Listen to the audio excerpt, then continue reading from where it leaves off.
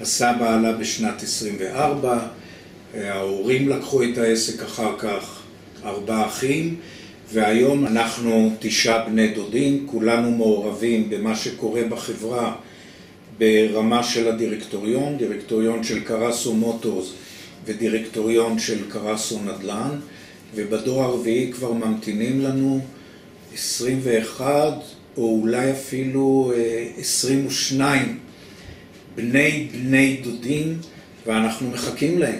מה שמעסיק אותי מעבר לעולם העסקי זה העברה של העסק לדור הרביעי, לילדים שלנו.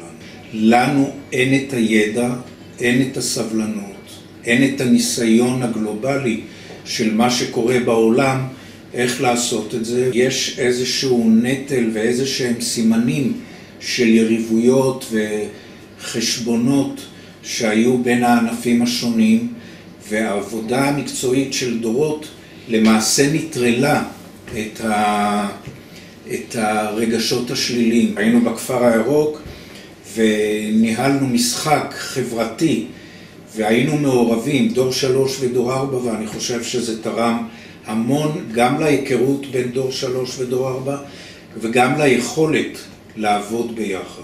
זה גם ידע פסיכולוגי והתנהגותי לנהל ישיבות בין אנשים שלא תמיד בנקודת המוצא מסכימים ביניהם, והדוגמה הכי טובה זה היה המפגש הראשון אולי או השני, או כל המפגשים שהיו לנו בימי שישי כאן, שכולם השתתפו ולמעשה לא רצו שהפגישה הזאת תיגמר. הייתה השתתפות יוצאת דופן, לא היינו מצליחים להגיע לזה ללא הובלה מקצועית של טל ותמר. העבודה המקצועית הורידה את הנטל של ההיסטוריה ויותר העבירה את זה לקראת העתיד, ונתנה לנו לראות לקראת מה אנחנו הולכים.